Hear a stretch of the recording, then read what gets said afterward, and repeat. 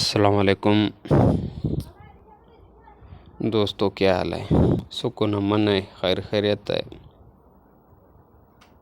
امید کرتا ہوں اللہ تعالیٰ کے فضل سے ٹھیک ہوں گے۔ اللہ تعالیٰ کے فضل سے ٹھیک ہوں گے۔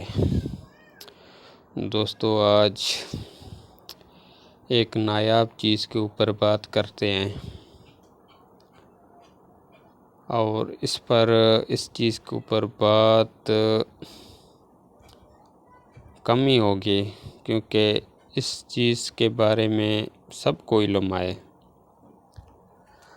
مگر اس کے نقصہ جات جو ہیں بہت کم ہیں۔ رس کپور وہ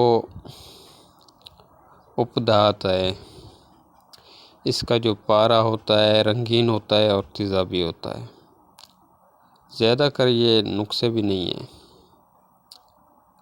ہم لوگوں کے پاس ایک دو نسخہ ہے، زیادہ تو نسخے نہیں ہیں۔ آج میں جو نسخہ پیش کرنے والا ہوں رس کپور کا ہے۔ یہ جتنی بار آپ نیارہ کریں یہ آپ کے نیارے میں بیٹھے گا۔ چلتے ہیں نسخے کی طرف۔ اگر ابھی تک آپ لوگوں نے میرے چینل کو سبسکرائب نہیں کیا، سبسکرائب کر لیں،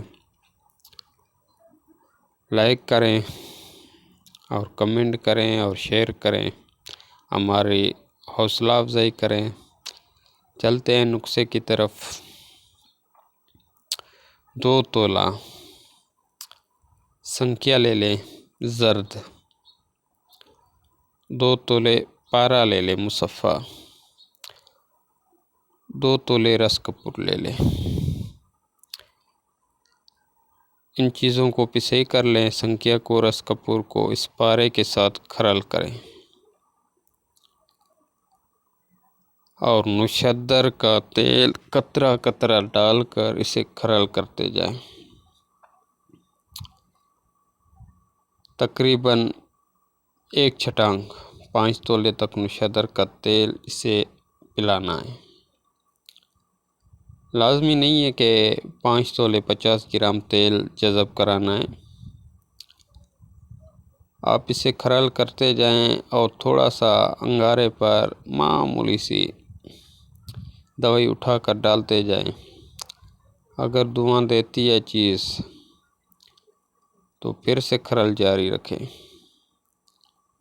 جب یہ چیز دھواں دینا بند کرے، آگ پر ڈالیں انگارے پر، تو ویسے کی ویسی پڑی رہے۔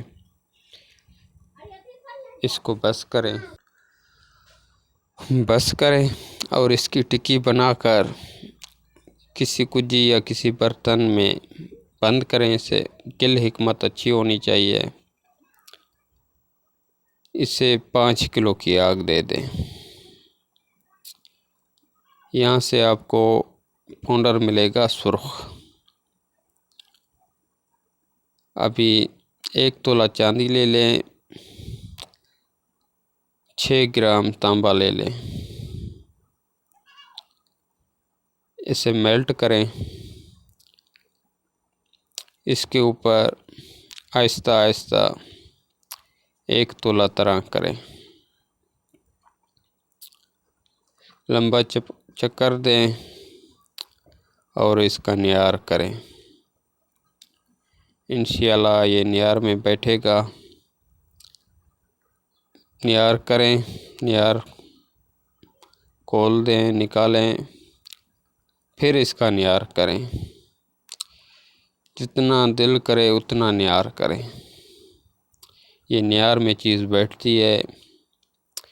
اتنا یہ نسخہ بھی مہنگا نہیں ہے،